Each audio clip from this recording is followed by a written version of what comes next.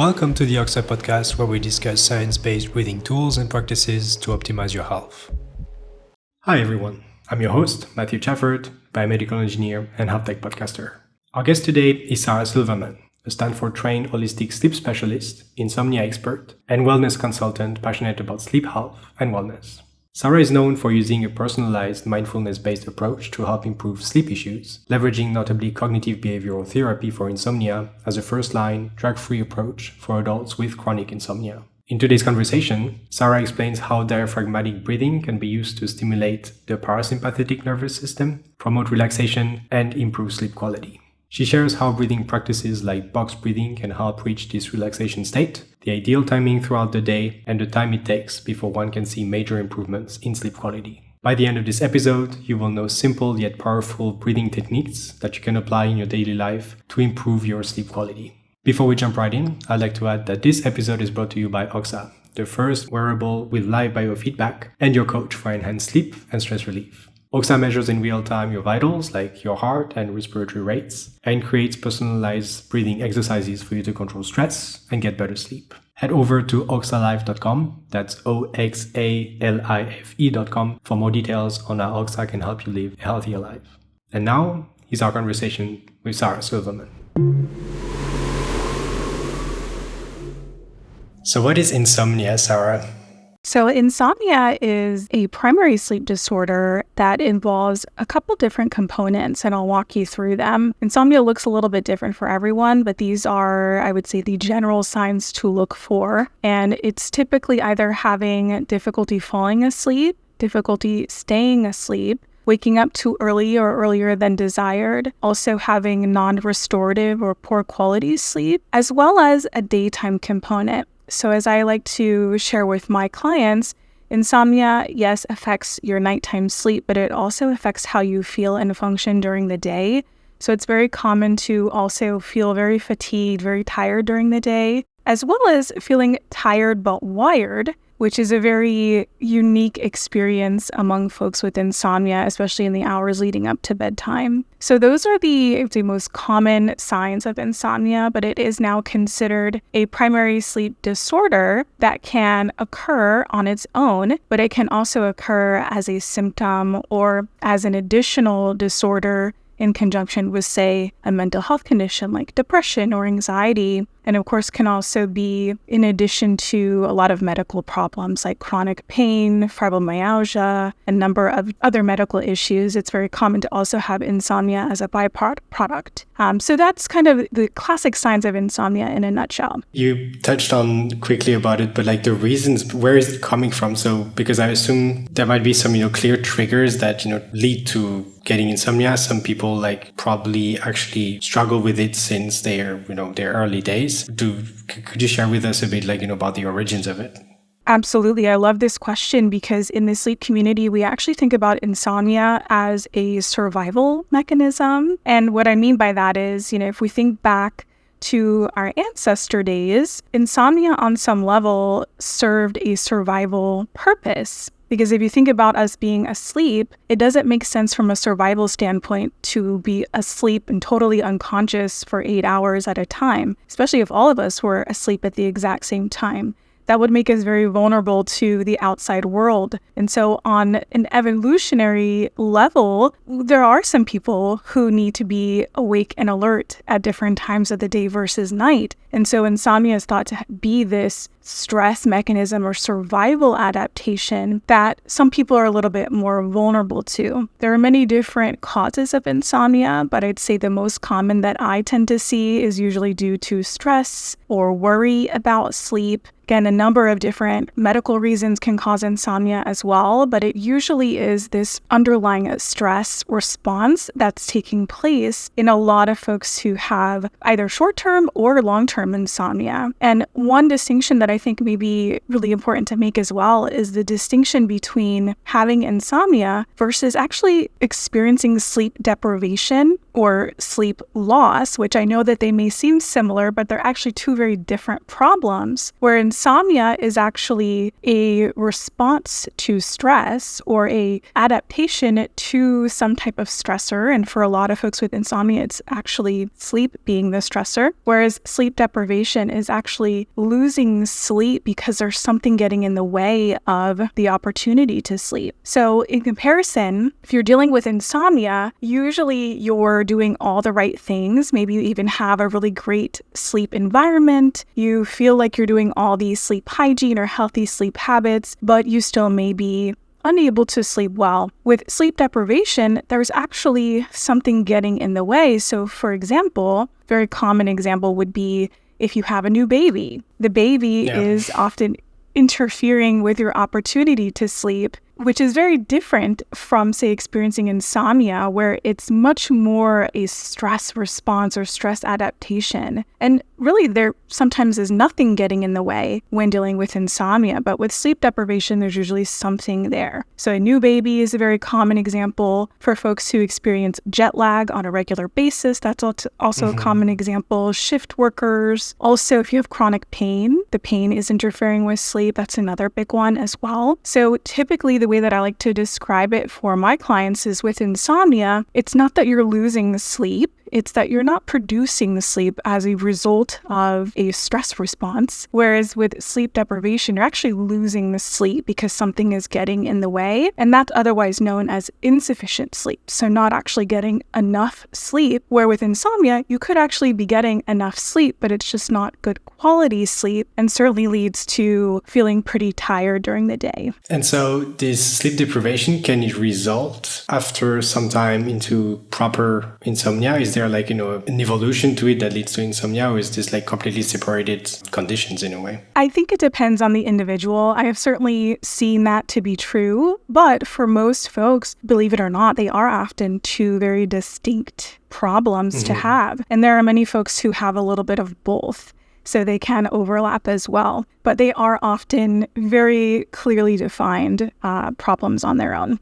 I see. I think it's important to make the distinction because there's probably a lot of people who come to you and they think they have insomnia, right? Because they sleep badly due to eventually external factors that they might not have identified, or because, they just feel some kind of chronic fatigue that they might associate directly with insomnia. You mentioned when you were describing what it is, a fear of sleeping.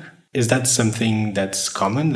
People are basically scared of falling asleep and then that just prevents them to actually sleep? Correct. It becomes a vicious cycle where sleep actually becomes a fear. It becomes a feared response for a lot of individuals, especially those who have chronic insomnia. So they've been experiencing insomnia for 3 months or longer, but usually it's years, sometimes decades, where over time, the brain actually starts to associate sleep as something to fear. And so sleep itself becomes this perceived fear or perceived stressor. So while, maybe we don't have a lion, tiger, and bear coming at us at night, our stressors look very different. They could be family stress, finances, health issues, and the brain is still going to respond in a way that really communicates being asleep is a stressful experience or frustrating experience for a lot of folks. And what are some of the consequences, let's say, if we make the distinction between insomnia and sleep deprivation? Could you explain us how that differs, if it differs? It sure does. And I'm so glad that you asked this question because a lot of the information that is out there these days, especially in the media, and I'm sure you may have come across a lot of this, a lot of it is really pointing towards some very serious long-term health consequences. For example, you might have read things like if you don't get enough sleep, you might be at risk for diabetes, heart attack, stroke, dementia, cognitive issues, very serious health complications and chronic conditions that can persist for many years. What we know about insomnia is there's actually very little evidence that has shown that insomnia contributes or causes some of those very serious physical health issues. So typically, a lot of what's getting talked about in the media are going to be the consequences of someone who's experiencing sleep deprivation, especially on a chronic basis. So we actually don't have the evidence that supports insomnia causing a lot of those health issues. What I will say is we do know insomnia has been shown to increase the risk for high blood pressure and increase the risk for anxiety and depression. So certainly more of the mental health side of things. There is a very big correlation between insomnia and mental health issues. But as far as physical health consequences, we just don't have that data to support that insomnia causes those issues at this time. What's the sort of like, I guess there, as you said, it's like the type of insomnia is kind of like proper to each person. How do we go about it once it's actually, detected, diagnosed, or recognized by the person? What are the initial steps? And then you probably know where I also want to go with this is, what is the role of breathing in insomnia and what potentially in its causes, but also in its resolution? Yes, absolutely. So first and foremost, I would say once someone has a diagnosis, in an ideal world, they would be working with a sleep specialist to really address the insomnia head on because it is a primary sleep problem. And for that reason, we have to target and treat it in a very strategic way. So from my perspective and my formal training, of course, I'm biased, but I certainly am a huge fan of cognitive behavior therapy for insomnia, or CBTI for short, which is the first line treatment for chronic insomnia in adults. And so that would be the ideal next step to address the insomnia because it is a way to really develop skills about how to sleep well and improve sleep quality without having to resort to sleeping pills, whether prescribed or over the counter. So it really is more of a long-term solution to help develop what I like to call sleep confidence or confidence in your own sleep ability so that you can sleep soundly for many years to come. So that would be the ideal first step. Unfortunately, there aren't a lot of CBTI specialists in the world. There's less than 800 last time I checked. Oh, wow. So it can be really hard to find someone near you. And so oftentimes a lot of folks will get put on medication. And while certainly my goal in working with folks is to get them off of medication, medication can be a really helpful tool on a short-term basis, especially in the beginning. If insomnia is really bad and someone is in a crisis, it's just a really stressful time, medication can be incredibly helpful for that. So one of the components of CBTI is relaxation training, and part of that, of course, is breathing and really learning how to breathe from the diaphragm. So diaphragmatic or belly breathing is a staple in cognitive behavior therapy for insomnia. And there are a lot of folks who are walking around breathing very short and shallow from the chest. And so the idea is to really teach folks how to breathe from that diaphragm muscle, which is that big muscle that sits underneath our lungs that we really want to expand as we are breathing. So relaxation training, which of course involves diaphragmatic breathing, has actually been shown to be a really effective and evidence-based treatment approach for insomnia.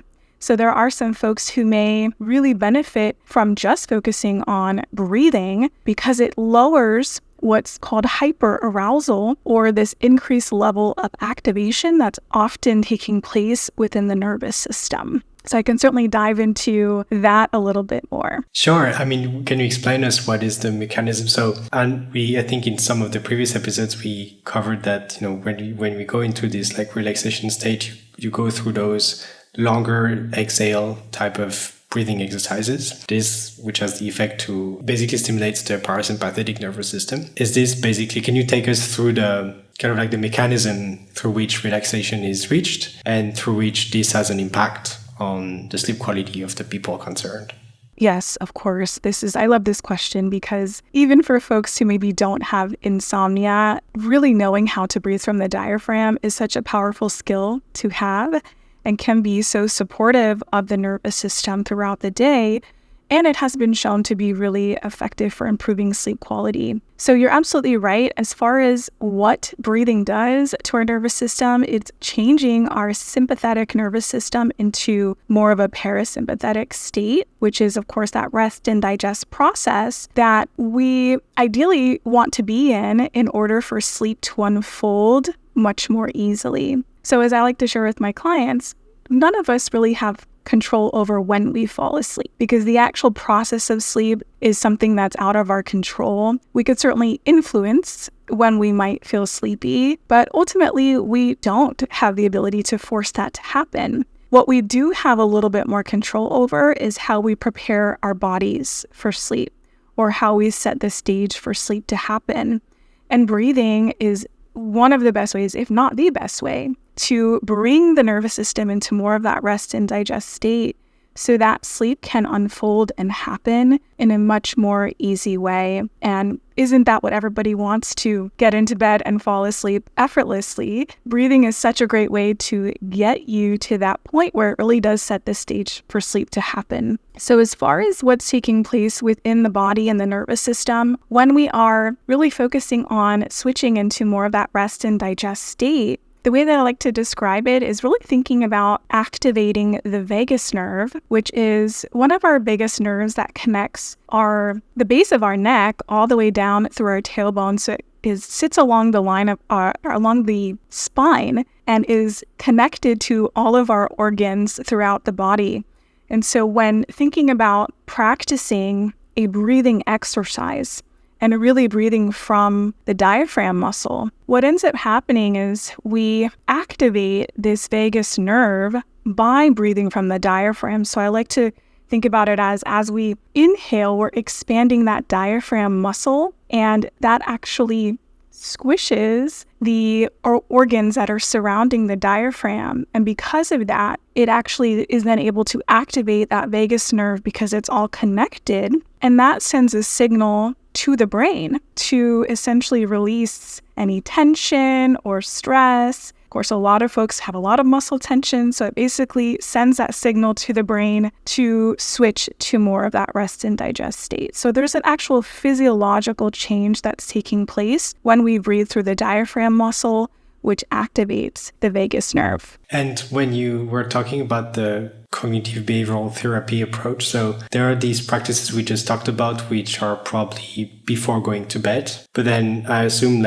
you try it out, it doesn't work. What are some of the other practices you can actually do, maybe like in the middle of the night, or if you're being woken up multiple times, that help you, getting back into that relaxed state? Yes.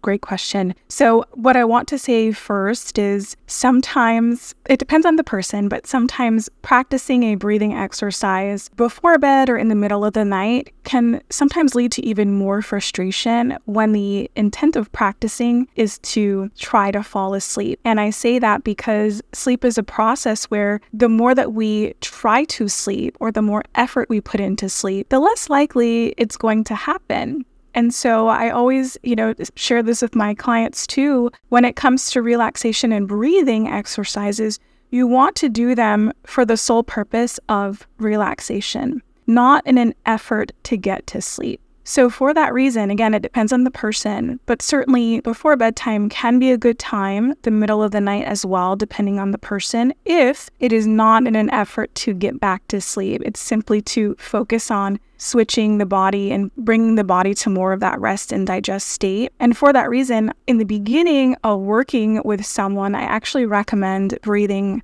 during the day. So having more of a breathing or breathwork practice during the daytime or earlier in the day so that it's not too close to bedtime. And again, it really does depend on the individual. But what I find is when there's less of a focus on breathing to get to sleep, but more of a focus on breathing to really promote relaxation within the nervous system during the day, that actually starts to bring down that level of stress, or what I like to call activation. So by the time bedtime rolls around, in theory, you're in a much more relaxed state. So I always say start off with a very simple practice at some point during the daytime, earlier in the day, so that you can bring down that level of activation. And it has still been shown to be very supportive of improving sleep quality. I see. So before we go maybe into the practicalities or like how to actually, implement those exercises, it's kind of like a separate question, but I was wondering, is there any in the research out there, or what we know so far, is there a different impact of, because there are people who sleep and breathe through the nose, there are people who sleep and breathe through the mouth. Is there a difference in terms of, let's say, propensity to, suffer from insomnia if you are a mouth breather versus a nose breather? I would be curious about what's the state of the knowledge there. Yeah. Oh, that's such a fantastic question. And to my knowledge, there actually isn't much data that has looked at this. So, anecdotally, I suspect that those who are more mouth breathers would probably have an increased likelihood to develop some sleep disruption, potentially insomnia. But yeah, the data is lacking as far as making that distinction. So that's, if anyone is listening and who's more of a researcher, it's an interesting thing to look at. From my perspective,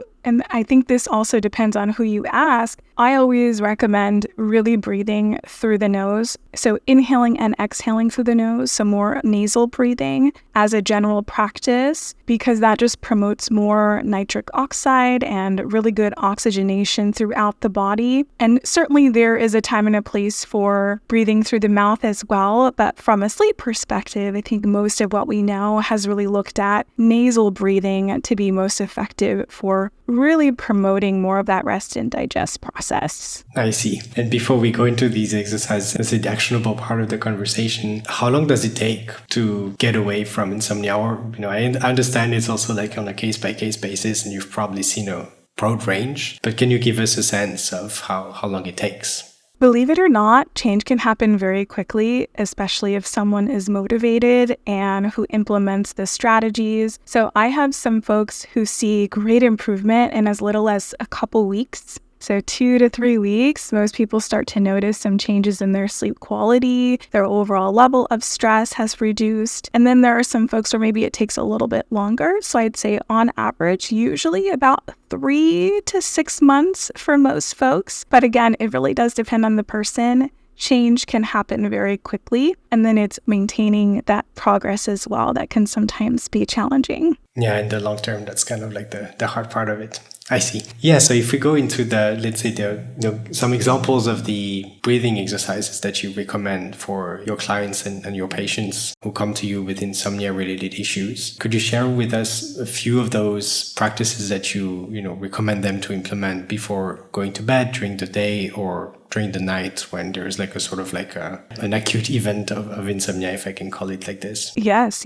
So I always tell my clients to keep it simple. In this day and age, there's so many different ways to practice breathing and relaxation. And so I think it's really thinking about what is going to be the most realistic for you, what's going to make the most sense as far as incorporating it into your daily routine. And so for that reason, the breathing exercises that I recommend are often very simple and very straightforward, but they are often the most effective. So one of my favorites is what's called the boxed breathing technique, which is a 4-4-4-4 pattern. So inhaling for 4 seconds, holding for 4 seconds, exhaling for 4, and then holding for 4, and repeating that sequence for a couple minutes. And what I should also mention is, especially because breathing as a skill, especially if someone's a beginner, can sometimes feel overwhelming. I know a lot of folks will, think that they have to stick themselves in a room for 30 minutes and try to practice a long exercise. It does not have to be this long, drawn-out practice. Of course, if you have the time, that's great.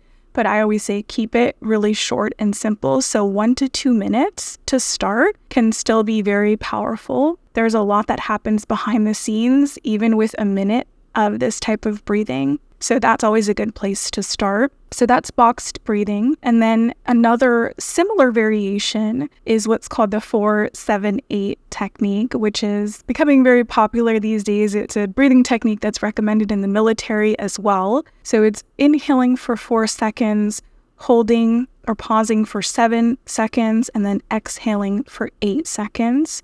So that's a common pattern as well. And just a variation of that, some folks maybe have a hard time with that pause in the middle. So I always say you can remove the pause. You want it to be a pattern that is comfortable for you because we all have very different breathing rates. You want to find a pattern that really does feel comfortable with how your body feels and responds when you're practicing. So a modification of that exercise might be a 4-8. Or a 4-6. So something along those lines, or even a 5-5, really coming up with a pattern that just feels comfortable for you. And then one of my other favorites that's recommended for insomnia is what's called progressive muscle relaxation, which combines breathing practice, but also physically tensing and releasing several different muscle groups. So it's very similar to a body scan, which is something that's done, say, in a yoga class or at the end of yoga class, except with progressive muscle relaxation, you are actually physically tensing each muscle group while breathing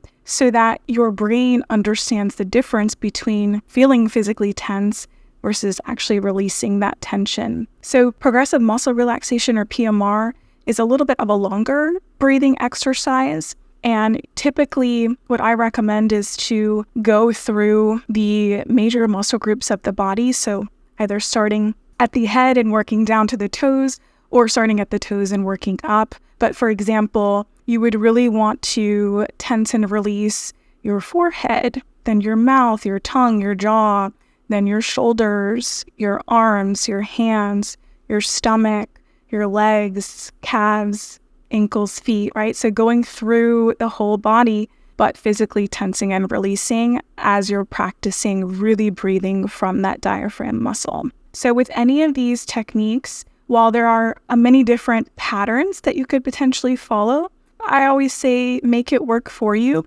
because you want to feel comfortable. And there really isn't a right or wrong way to do this. The whole idea is to really promote that rest and digest. So as long as you are breathing through the diaphragm, you will be able to notice a shift in how your body feels. Awesome. And just a question on the PMR piece. So is it recommended to combine box breathing and PMR, or it's just about focusing on just a normal breathing pattern, making sure that this is coming from the diaphragm? Great question. So I'd say the latter, focusing more on really breathing from the diaphragm muscle in a pattern that is comfortable for you. You could certainly combine the box breathing with PMR if you'd like to, if that's comfortable for you. But usually the focus with PMR is breathing from that diaphragm muscle and focusing on the physical contraction and release of each muscle group so that you are really teaching your nervous system the difference between tension and relaxation. And that can be helpful for beginners, but also for seasoned breathing experts as well. And for the box breathing, just to make sure I also understood it correctly, is the purpose to also augment those time boxes over time? Or it's actually, regardless of the duration of them, whatever feels comfortable, the core of it is actually to just practice this on a regular basis on the long term and not necessarily extending those box durations, right? Correct, yes. So for box breathing, it's typically recommended to continue the 4-second pattern as the patterns or the exercise suggests. So to continue that 4-4-4-4 and just practicing that pattern. And then certainly as that becomes easy, you could add more time to your practice, but it really, I think, is most effective if you're keeping it at that specific pattern. And a lot of folks, I would say, really gravitate toward that breathing exercise versus some of the others because it's just easier to start and does feel more comfortable. And that's also why I really, really love how the OXA device makes it really simple to practice some of these. And some of these are within the device as well. There's a couple other ones like a 4-6 and very simple patterns that are easy to follow. And I think that makes it really helpful for folks who maybe do want a good place to start and have someone guide them through the exercise as well. That's always helpful. Awesome. So I think these are two, at least from my side, two very actionable things to actually leverage going forward. And for those who are, feel concerned by insomnia related issues, the box breathing and the PMR approach that you mentioned. At the end of each episode, we ask also a recurring question to every guest. And so for you, Sarah, the question would be, if we move away actually from insomnia management or, we just doing breath work for the sake of reaching this relaxation state, what breathing practice would you recommend everyone to adopt? My favorite, which is the box breathing technique. I think that's just a really great place to start. It's something that I practice on a daily basis. Even if it's for a minute, it really is it's one of the more comfortable patterns to start with and really does not only release any tension that the body is holding. But I know for me, it also just kind of gets me in the right headspace before I start my day. So I always find that that is my go-to breathing exercise, and I highly recommend it. Super. A very simple but powerful tool. Thank you so much, Sarah, for your time and for your sharing all those interesting pieces. Absolutely. Thank you for having me. Thank you for listening to our conversation with Sarah Silverman, where we discuss breathing tools to address insomnia and get better sleep. To learn more about and explore the resources that Sarah mentioned, please refer to the show notes. If you enjoyed this episode of the Oxo Podcast, subscribe on YouTube or your preferred listening platform and give us feedback via email using podcast@oxolive.com or in the comment section. Feel free to also share topic suggestions for the next episodes as well as guest recommendations. If you know someone who would benefit from today's conversation, please share the episode with this person. As an additional way to support the show, you can leave us a 5-star review on Apple Podcasts and Spotify. It helps us a lot bringing the podcast forward. Thanks again for listening to today's episode and for your interest in the science of breathing.